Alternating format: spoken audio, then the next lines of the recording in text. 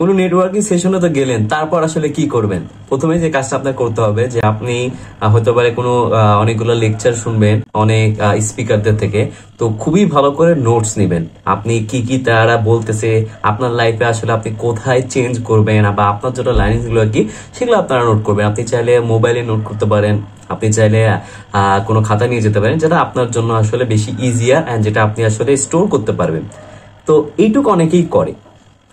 তারপর যে সাজেশনটা দিব সেটা হচ্ছে ওই সেশনটার পরে আপনি যখন বাসায় আসবেন তখন আপনার যে সোশ্যাল প্রোফাইল রয়েছে ফেসবুক, লিঙ্কডইন, সেখানে আপনি শেয়ার করবেন যে আজকে আমি এই সেশনে অ্যাটেন্ড করেছি, স্পিকার ছিলেন ইনি, আর আমি এই পয়েন্টস গুলো শিখেছি। এটার মাধ্যমে আপনি কি করতেছেন, আপনার হচ্ছে আপনার যারা আপনার প্রোফাইলে রয়েছে তাদেরকে জানাই দিচ্ছেন আপনি এইগুলো বিষয়ে ইন্টারেস্টেড।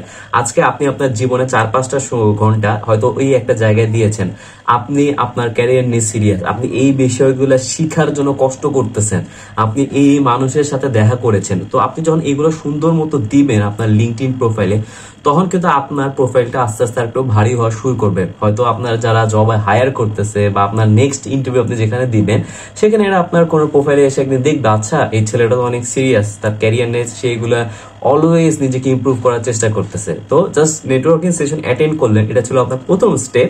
সেকেন্ড স্টেপ সেটা হচ্ছে আপনি অ্যাটেন্ড করার পর সেটাকে প্রপারলি ইউজ করবেন, নেটওয়ার্কিং করবেন, মানুষের সাথে দেখা করবেন, যে সেশনগুলো আপনি শুনবেন সেই সেশনগুলো নোট করবেন এন্ড ফাইনালি বাসায় এসে সেটা অন্যদের সাথে শেয়ার করবেন, যারা হয়তো যেতে পারেনি তারাও জানলো আপনার এই আপনি যে পোস্টটা দিবেন সেটার মাধ্যমে। খুবই simple, attend the networking session, learn from it, take notes and share.